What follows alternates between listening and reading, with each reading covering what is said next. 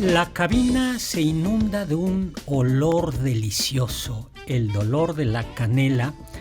Tomaremos un avión para visitar Lisboa y probar sus deliciosos pasteles de nata. En el avión veremos a Sheldon Cooper y finalmente, para terminar de matar el tiempo, leeremos un libro de Oscar Wilde. El retrato de Dorian Gray. Así Bien, es. hoy elegimos como ingrediente la canela. ¿Te gusta la canela? A ver, platillos con Me canela. encanta. Arroz con leche. Arroz con leche. ¿Tú? Yo me topé con unos que se llaman caballeros pobres. Uy, son deliciosos. Sí, que son un ¿Cuáles postre son esos? tradicional yucateco. Exactamente. Son unos panes asados. No, No. bueno, no asados, o sea... Ay, ¿cómo se dice cuando los metes en aceite? Capeados. Fritos y capeados. Fritos y capeados. O capeados y fritos. Ujú. Con azúcar y con canela. Y se llaman Los churros, claro. Los Sí. churros. Bueno, yo, dos platillos que me encantan que llevan canela son el mole poblano y el adobo poblano. Porque, en efecto, la canela no solo está en los postres, está en muchos de los guisos barrocos, o bueno, medievales barrocos, y también Muy especiados, ¿no? muy Los especiados. Ujú. Pues lo recuerdo como si fuera ayer. En los primeros Milenios de la humanidad. Recuerdo perfectamente esos rollitos de canela que probé por ahí por Mesopotamia en el 2500 antes de Cristo. No se sabe de cuándo es la canela. Se cree que ya se comienza a cultivar hacia el 3000 antes de Cristo y no se sabe bien a bien de dónde es el árbol de la canela, si de Sri Lanka, cuyo nombre colonial era Ceilán, y ya veremos cómo Ceilán alude a una de las etimologías, a la etimología griega de canela, de India, que ya también va a cambiar de nombre, o de Cierto. China. Pero lo cierto es que ya en Oriente Medio, en Mesopotamia, pero sobre todo en Egipto, era un ingrediente verdaderamente apreciado. Algo bien importante es que la canela, decía un amigo mío, si no se sigue dando en esas zonas, porque dice, cuando en algunos países de África, pero sobre todo en Asia, dice, los intentos de plantar canela en México, dice, sabe a triplayo. No tiene... Sí. Es una corteza, tal cual, una corteza, es una corteza... Del canelo, del árbol del canelo. árbol del canelo.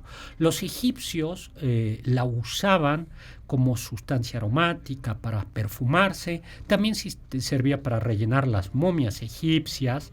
Y es que tiene componentes que protegen del crecimiento de bacterias, lo cual justamente sirve para la preservación. Y también para perfumes. Ujú. Y según algunos, cuando la reina de Saba va a visitar al rey Salomón, no solo va a ella como regalo, sino también porque lo sedujo, sino también lleva Grandes tesoros, incluida la canela. de la que se decía que era afrodisíaca. Yo Sí. no lo sé. Todo el mundo toma... Oscar dijo que sí, él Yo sí lo sé. sabe. ¿Sí es afrodisíaca? Pues me han contado. Te han contado. Ah, Sí. Pero no fue experiencia. A tu edad y ya necesitas té de canela. Bueno, ay, yo me proponía no Dije, decir me han nada. contado. Bueno, a tu amigo, ¿de qué edad? Bueno, ya no me digas. Resulta que los fenicios comerciaron ya con la canela y más tarde los árabes la llevaron porque se comenzó a dar también la canela, no solo en la India, sino en Ceilán, Sri Lanka, sino también en algunas islas situadas cerca de Zanzíbar, en las costas del Índico africano. ¿Quiénes fueron los que le llamaron canela? Al parecer, los fenicios le llamaban algo así como guinamon, y los griegos le llamaron cinnamon, con Y, o cinnamon. Esto de la Y tendrá su importancia porque la Y griega es Y, pero de ahí a canela hay un paso, cinnamon, ¿no? Y así pasó también al latín, ¿no? Se sabe que los romanos la traían desde la lejana India y más tarde En la Edad Media, los venecianos controlaban el comercio de la canela. Era tan apreciada en la época romana que se dice que cuando Nerón cremó a su esposa, ordenó quemar toda una cantidad de canela para un año en honor a ella porque era carísima, era muy apreciada. Exactamente, ¿no?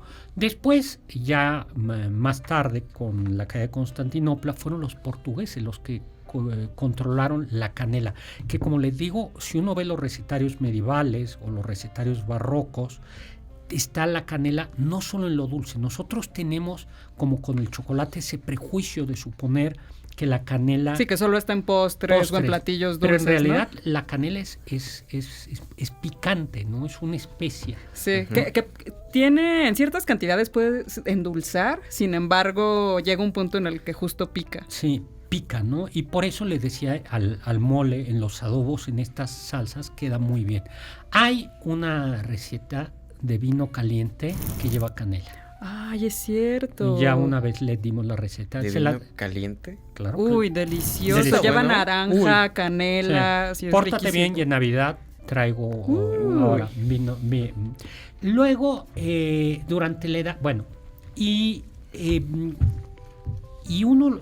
¿Quiénes son uno de los grandes consumidores de canela? Es México, ¿no? Es México.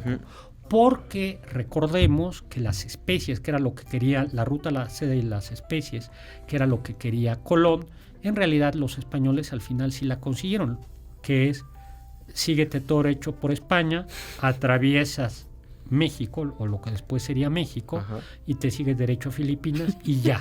Ahí. Y a Acapulco llegaba no solo porcelana, marfil, seda, sino llegaba también especias, y entre ellas la canela. Y eso hizo que la canela fuese relativamente más barata en la Nueva España que en otros lugares. Y esto llevó a que en América, en los virreinatos, en Perú y al menos en Quito y en la Nueva España, en México, la canela se bebiera. Que eso era, o sea, las infusiones de canela, un té de canela. Y no solo un té de canela, sino nuestros ponches de canela. Ay, sí, nuestros ponches rico, llevan canela. ¿Sabe por qué se llama canela, doctor? Viene del italiano cana, pero en diminutivo, canela, Canelita. Que es tubito. Tubito del árbol de canelo, porque es un canuto. Ay, como un canuto. Eso no lo Claro. sabía. Entonces, el cinnamon del inglés conserva el griego. El griego y Y nosotros conservamos italiano de Canela. canela, Ay, qué bonito. que es tubito, Es tubito bonito. similar a la caña. Hola, estamos de regreso. Bueno, estamos en Lisboa, estamos tomando un pastel de nata de Belém con una copa de Oporto, viendo las ruinas de Lisboa, aquí al lado del río Tajo. Y me acompaña Carla Aguilar y Oscar ¿Qué tal, Sakaguchi. doctor? ¿Por qué la ruina? O sea, sí sé. Bueno, porque todavía hay ruinas en Lisboa. ¿No has estado en Lisboa? Ay, qué paz. Yo sí. El doctor. Entonces, bien. Sí, que nosotros con trabajo Tú no conocemos viajas, ¿verdad? 3 estados de la República. Bueno, vendí un reportaje hace algunos años. Ajá. Y estaba en España y entonces dije, pues, era la exposición internacional y entonces vendí un reportaje y me fui con un amigo a Lisboa. Ay, qué padre, doctor. Ay, ¿Y la qué verdad, tal? ¿Le gustó? Me encantó. Es una ciudad maravillosa, la gente es encantadora y es una ciudad, en efecto, todavía hay algunos pedazos de ruinas que se conservaron del terremoto de Lisboa del 1 de noviembre de 1755. Y en efecto están los pastelitos estos, deliciosos. Bebimos Todo vino lo que lleve verde. nata suena genial. Bebimos vino verde, Oporto. ¿Vio al bicho? Vimos... Su cara. No entendí. El bicho. Cristiano ¿Cómo es? Ronaldo. Sí, Ah, Cristiano Ronaldo, pero el él bicho. está en África, ¿no? Digo, Pero en África, es de Portugal. está en Francia, ¿no? Sí, digo, pero Digo, para en los España. tiempos, para los que fue, ¿hace cuánto fue? Bueno, lo vio de niño. Te auguro un gran futuro, hijo. Pues no. Está bien, doctor. Bueno. No se puede todo. Comimos bacalao, croquetas de bacalao. Eso suena delicioso. Bueno, sí, en Portugal se dice que hay cientos de recetas para comer el bacalao y es delicioso. Bueno, pues Lisboa fue fundada por los fenicios, que es un puerto natural, o sea, es un lugar con un puerto natural por el puerto fluvial, ya en el Atlántico. Los griegos llegaron también, los cartagineses también, y finalmente los romanos la conquistaron y la convirtieron en la capital de la Lusitania, ¿no? De Lusitania, pero tras la caída del Imperio Romano, los suevos de Galicia, un reino, pues yo creo que era bárbaro, en realidad, que la conquistaron en 1585. No, en el 585. Perdón, en el 585. Pero allá por el 711 llegaron los árabes. Luego los reyes de la península la reconquistaron. Durante 10 años nada más. Pero nuevamente los árabes se volvieron a hacer de ella hasta que finalmente en el 1147, apoyados por la flota de la Segunda Cruzada, Alfonso I Enríquez la tomó. ¿Y qué es lo que pasó? A partir de entonces va desarrollando su vocación. Bueno, ya tenía su vocación marinera y la siguió desarrollando. Por eso la comida de Lisboa es una comida de mar. Por ejemplo, en verano sacan como unos anafres y hacen unas sardinas asadas al carbón. Pero no se crean las sardinas estas sí, feas. que conocemos en su latita. No, estas son unas sardinas riquísimas. Un poquito aceite de oliva, de olivo. Ay, Uy, deténgase. Bueno. Y hay un rey portugués, Enrique el Navegante, que pues se dio cuenta que el futuro de ese reino, el reino de Portugal, tan pequeñito, era el comercio marítimo. Exactamente. Sí. Y entonces se volcó al mar. Ya para el siglo XVI hay que recordar que mientras que los españoles apostaron a cruzar el Atlántico, la primera apuesta de los portugueses fue circunnavegar África. Por eso hay hubo colonias portuguesas a lo largo de toda África. Llegaron a la India, donde hasta hace poco había una colonia portuguesa que era Goa. Mi familia era de Goa, hasta que nos expulsaron de Goa. Y luego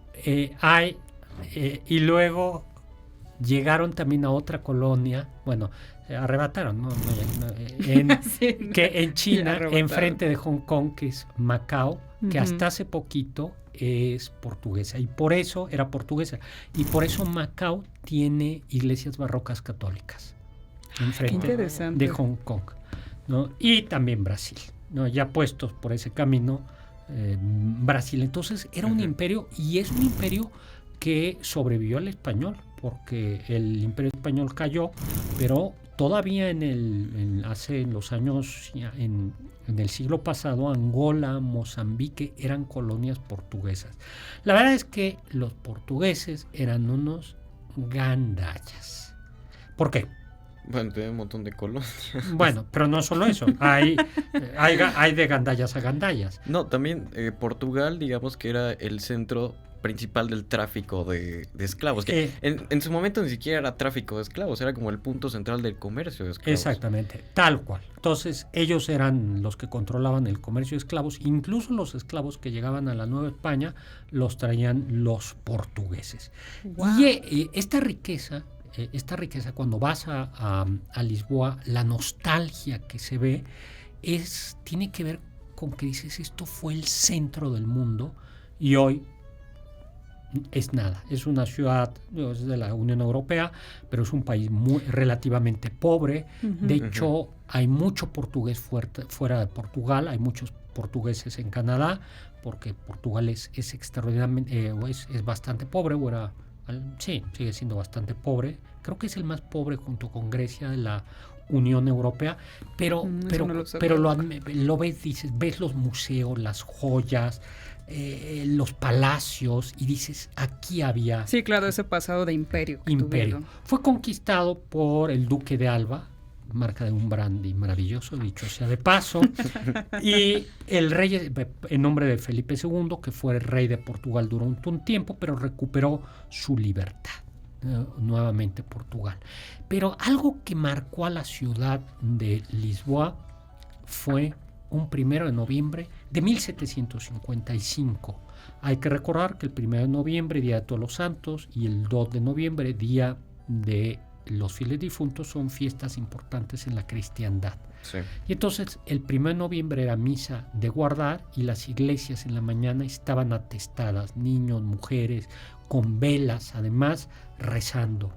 Eran entre las 9 y 9 de la mañana y se oye como un rechinar del suelo, que algunos dicen es como si los carruajes hubieran chocado, y durante 3 a 6 minutos la tierra tiembla. Y muchísimo, ¿no? Uh-huh. Se calcula que fue un terremoto de entre 8.9 y 9 en la escala de Richter. Desastroso. Sí. Desastroso, ¿no? Las iglesias cayeron aplastando a los fieles. Se incendiaron por las velas. Salió la gente huyendo rumbo al puerto fluvial, a la plaza, donde... Y fue una terrible opción porque después vino un tsunami. Se retiró el río y el mar. Dicen que se descubrían antiguos naufragios y luego vino el tsunami. Es que imagínense eso, fue un evento catastrófico, fue horrible. Tragedia tras tragedia. Y luego los saqueos. Sí. Y luego la peste. Claro. La familia, el Palacio Real se cayó, pero la familia real portuguesa habían escuchado misa temprano y decidieron ir a dar un paseo al campo. Y gracias a que la familia real portuguesa estaba fuera, se salvaron. Y uno de ellos, no me acuerdo si el rey decidió nunca más, o la reina decidió nunca más volver a estar a cubierto. Y entonces decían que vivía en los jardines o vivía a descubierto en carpas, como en tiendas de campaña. Uh-huh. No en tiendas de campaña de esas. A ti te gustan las tiendas de campaña, ¿no? Sí. Sí, pero no de esas. No, me imagino que... así de esas inmensas, ¿no? Claro. Pero el marqués de Pombal, que era el primer ministro, dicen que hizo lo que se podía, ya les contaré, reconstruyó y contuvo el daño. Y tiempo después se inauguró una nueva Lisboa más moderna, pero aún siguieron las ruinas de Lisboa. ¿Tú viste Big Bang Theory? Comenzó a transmitir en el 2007 y la última transmisión en Estados Unidos fue en el 2019. ¿Tú ya habías nacido en esa... ¿Cuándo naciste? 2004. ¿2004? Sí. No, pero además los canales que lo transmitían aquí en México eran de esos canales que los transmitían como estreno 2 años después de que se hubieran estrenado. Entonces, todavía perduró. Todavía perduró. Sí. Y sigue. ¿Y te gusta a ti, Carla? Sí, creo que las primeras temporadas eran las mejores. Sí, a mí me gusta. Aunque yo sí odio a Sheldon. ¿Por qué? Sí, es admirable, obviamente, en muchas cosas, pero como persona es odioso. Terrible. ¿Tú, te gustaba el programa? No. Yo sí lo vi. ¿Sabes cuándo lo vi? En la pandemia, en lo más oscuro de la pandemia. ¿Eso lo mantuvo a flote? Sí, bueno, otras cosas. Como The Blacklist. Eso no lo he visto. Sí, vi. Y estas de Hallmark, que son series de detectives, pero todo dulce y bonito. Y nunca ves al muerto. Sí, me dedica a ver cosas así. Pero, bueno, Sheldon Cooper. A ver, díganos si les gusta Sheldon Cooper, ¿no? Bueno, Sheldon Cooper es un físico teórico del Caltech. Ya sabemos que su mejor amigo es Leonard y Jim Parsons es el que interpreta. El actor, sí. Bueno, la verdad es que Sheldon nació en Texas, en el este de Texas, en una familia muy cristiana, casi fundamentalista, donde, a ver si me acuerdo, Sheldon lo dice, en Texas hay 3 dioses. La Trinidad de Texas son... ¿El petróleo? No, la Biblia, uh-huh, el fútbol y la carne asada. Y el asado, ¿no? Bueno, y pues en una familia muy normal, muy normal, donde no había sobredotados. Tiene un hermano que siempre lo bulea y tenía una hermana melliza, ¿no? Que no se parece. Sí, no tiene su misma inteligencia. A la edad de 11 años se inicia la universidad, ¿no? Y a los 16 años se hizo su primer doctorado, ¿no? Wow. ¿A qué edad lo hizo usted? Yo a los 26. Ay, sí. Sí. 10 años de diferencia. Pues sí, yo soy un niño normal, Uh-huh. ¿no? Ya saben, 26 años doctorado es la normalidad. Sí. Luego, ahora es super nerd, ¿no? Es super nerd. Sí. Habla Klingon.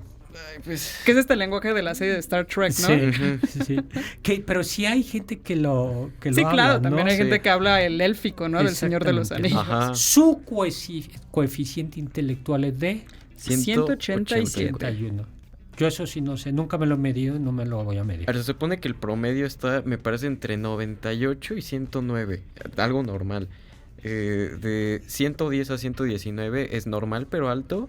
De 120, digamos, a 130 ya sería como que muy excepcional. Entonces 187 sí es como Se supone que es más que Einstein, por ejemplo. Ajá. Por eso es el Homo novus. Él mismo dice, yo soy un hombre nuevo, no una nueva raza. Claro, La inteligencia. Sheldon. Tiene, Te contaré un chiste y tu cerebro va a colapsar. Sí. tiene manía, ¿no? Tiene ornitofobia. Porque, dice él, ornitofobia es a los pajaritos. Que de chiquito, cuando Un era colibrí bebé, lo atacó, ¿no? lo En su atacó. carrito. Sí. Y luego es súper rutinario, muy, Ay, pero muy eso está li- súper mu- bien. A mí eso mu- me parece muy padre. Su apego a la higiene. Y además... A pero las reglas. A las reglas. Ujú. Pero algo bien curioso, y por eso yo digo que no es tan inteligente, es que no entiende la ironía ni el sarcasmo, Sí. Claro. ni el doble sentido.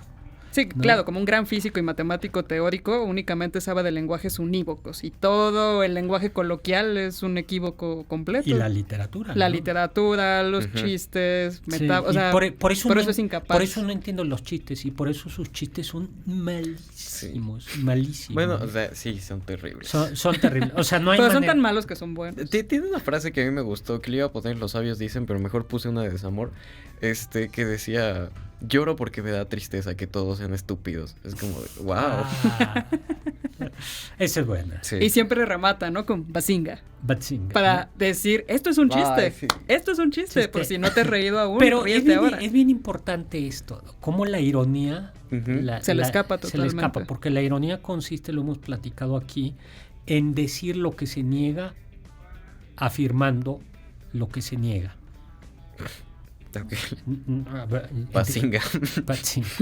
No, yo solo sé. Pues es manejar distintos órdenes Sí, del lenguaje. sí, yo solo sé que no sé nada. Bueno, cuando Sócrates va y habla con alguien y le dice, ay, por favor, Él es uno de los reyes de la ironía. sí, explícame. Una plática entre Sheldon y Sócrates. Ahí. No, o sea, no habría tal. Sintaxis. Yo creo que Sócrates estaría feliz, pero Sheldon sería incapaz de contestarle nada. Sí, a lo mejor cuando comienzan a hablar de geometría. Probablemente eso eso, sí, ¿no? Pero sí tiene, pero también algo es que es cero empático. Claro. Es súper Ujú. egoísta, es muy egoísta. Pero muy egoísta y sus habilidades sociales son pésimas. Por eso en realidad solo tiene a Leonard y a sus otros 2 amigos. Que algo interesante es que Leonard consigue que Sheldon logre ser cortés hasta cierto punto o que tenga algunos valores como la amistad y demás y le dice que es una regla. Es que esto es una costumbre y entonces como Sheldon es muy apegado a las reglas, a las normas, dice, ok, de acuerdo, entonces voy a decir buenos días cuando entro a un lugar. Porque es una Sí. regla. Pero solo porque es una regla, O no sea, porque quiera ser amable con otros. Siempre es muy cuadrado. Ahora, el personaje genial que más es Penny, que es, ¿se acuerdan que va a ser actriz Penny Al mismo edificio. Ajá. Se enamora Leonard de él, y Penny, que es cero intelectual, termina siendo mesera, es toda fiestera, y termina humanizando, bueno, a Leonard por supuesto, se Ujú. enamora de él. Sí, claro. Y más bien ella se enamora, él se enamora de ella y termina humanizando a Sheldon, ¿no? Y a veces lo aterriza, ¿no? Es Ujú. como una figura pues muy impresionante, cómo le logra, pues yo no diría empatizar. Y otra, pero sí logra que tenga algunos pequeños rasgos de empatía y que rompa ese egoísmo. Por supuesto, la humildad no es lo suyo. Aunque habría una discusión, porque sí reconoce la inteligencia de otros. Sí. Sí reconoce cuando alguien es inteligente y los admira. Al Claro. profesor Proton y a los grandes Nobel, ¿no? Sí, claro. Sí. Pero él mismo, al saber que es inteligente, la manera en la que habla de su inteligencia termina siendo arrogante. Sí. Termina. Y luego, para sorpresa de todos, se termina enamorando de Amy, que es también bastante... Es mucho como él en realidad, no tan al extremo, porque ella sí tiene empatía, de hecho quiere encajar, admira mucho a Penny porque es como esta típica chica de la preparatoria a la que le quieres caer bien porque es la popular, es la bonita, la que tiene novios, y ella aspira a eso, entonces claro que tiene una tendencia humana a sentir empatía por otros. Y luego su mamá, que es la que puede controlar a Sí. Sheldon. Es la ¿no? única que puede controlarlo, realmente. Sí, es la única, ¿no? Y que fue la que le dijo, no destaques por tu inteligencia porque te van a bulear. Ahora, ya al margen de eso, o en torno a esto, la gran pregunta es, a ver, ¿los genios en realidad tienen que ser excéntricos? Ya lo hemos... Excéntricos. A ver, Kant, las fuentes sí nos dicen que era bastante excéntrico, ¿no? Sí. Y despidió a su mayordomo, a su sirviente que le No, había que era su servido amigo Sí. de años, de sí, décadas. y lo despidió porque creía que le estaba robando. Eso. Sí, sí. Y Mozart, luego. sí. Mozart también era... Pero, no, a ver, Mozart podía ser como pero era fiestero, ¿no? Sí. O sea, Mozart era un genio, pero Mozart llega crudo a terminar una ópera, Ujú. ¿no? O Sí, sea, en ese sentido hasta se parece mucho al pueblo, ¿no? En Sí. realidad, o sea, él tranquilamente podría entrar a una cantina a beber Sí. con alguien que no sepa de música. O sea, pero es que ya lo platicábamos el otro día. Todos tenemos cierta excentricidad, pero no todos tenemos una biografía que se dé a conocer a todo el mundo. sí. Claro, pero el punto es si ser genio implica que seas excéntrico. Pues mira, excéntrico supone de alguna manera salir del centro, ¿no? Ya, Y entonces, si cuando tu una persona, inteligencia va más si en allá. efecto una persona es muy inteligente, vas a tener que hacer un ejercicio distinto para hablar con otras personas que no tienen tu misma inteligencia, ¿no? Claro. Yo creo Ujú. que ese es un poco el punto. Y además, los espacios en los que se reúnen, ¿no? Nuestra sociedad es una sociedad en donde justo para potenciar a la gente más inteligente se generan estos espacios, universidades, centros, y además son enormemente competitivos, Sí. Ujú. enormemente competitivos. Y eso yo creo que quita a veces empatía. El retrato de Dorian Gray. Escucha, ¿tú lo leíste, Oscar? Sí. Ah, bueno, entonces ahí está la respuesta. Leído y Ahí hasta la película vi. Ahí está, hay muchas la respuesta. Ahí está la respuesta. Pero ¿cuál es la respuesta, doctor? ¿El hedonismo? ¿La respuesta Bueno, de qué? Que predica Lord Henry. Entonces, exactamente, ¿no? Esta obra fue originalmente un cuento publicado en 1890, después se va a ir haciendo más grande y es Le van a hacer varias ediciones. y es un magnífico relato, ¿no? ¿Cuál es la historia? No, la historia es, pues iba a decir relativamente sencilla. Un joven apuesto que se llama Dorian Gray.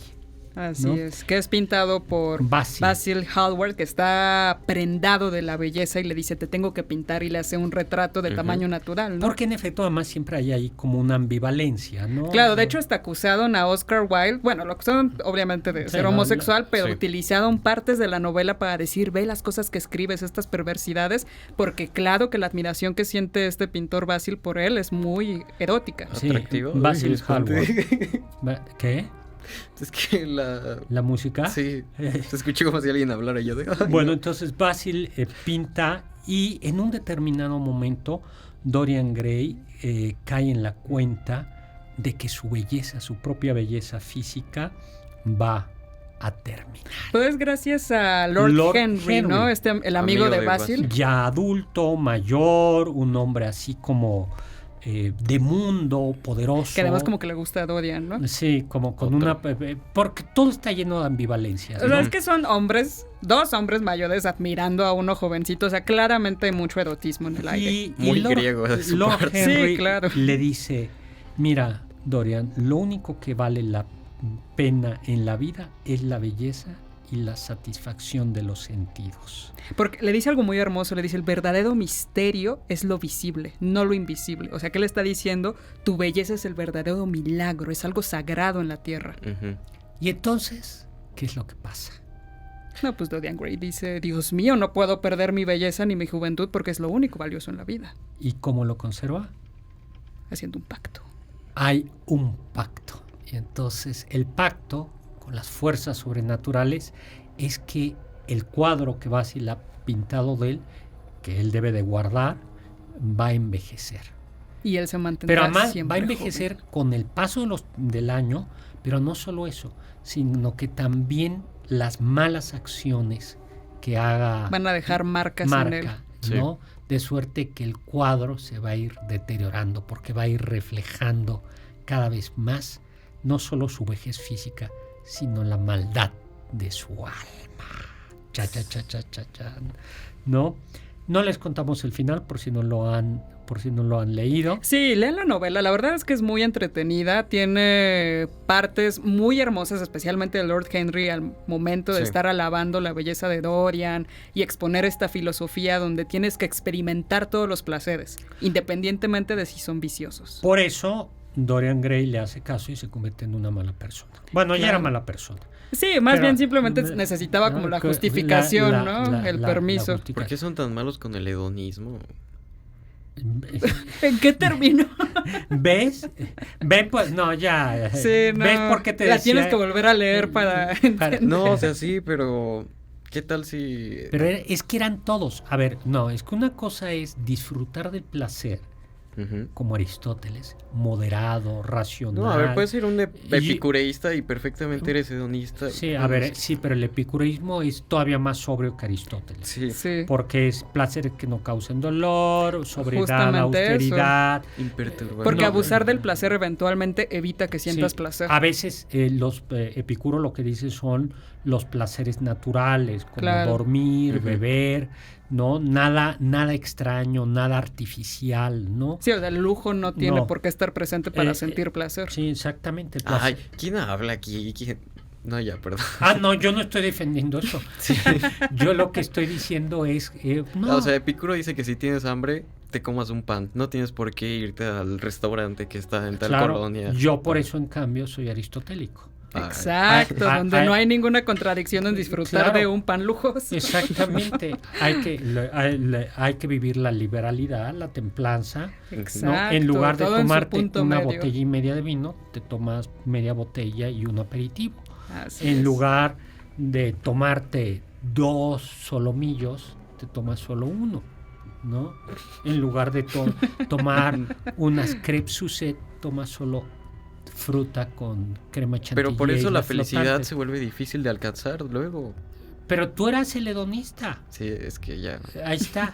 O sea, como que quise pensar un ejemplo de algún hedonista que le haya ido bien en la vida y dije, no, pues. No, ya. sí, y además él tenía dinero, tenía encanto, obviamente tenía el mundo a sus pies, pero aquí el punto es cómo estás por dentro. Ahora, es una variación de lo fáustico. Ya claro, es un motivo de fáustico, de Doctor Fausto. Algo interesante nada más es que también es un gran relato si lo ves desde la psicología, porque es como una explicación del narcisismo. Pues nos tenemos que ir. Pues muchísimas gracias por habernos acompañado. Muchas gracias en cabina a Carla Aguilar, a Oscar Sakaguchi, el hedonista, a Carmen Cruz Lario y Héctor Tapia en cápsulas, Inge Zavala, muchas gracias en controles, en video Nelson Albornoz, muchísimas gracias Juan Carlos Castillo, Carla Aguilar y Oscar Sakaguchi en producción, y muchísimas gracias a ustedes que nos dijeron junto con Immanuel Kant Sapere Aude, atrévete a saber.